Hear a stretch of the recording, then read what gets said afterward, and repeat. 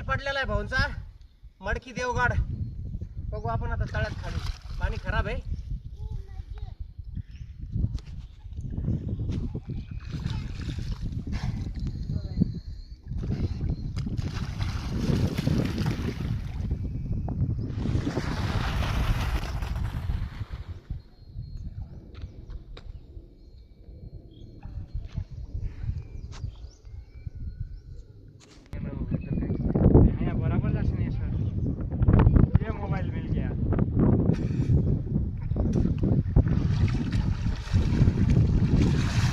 ठीक है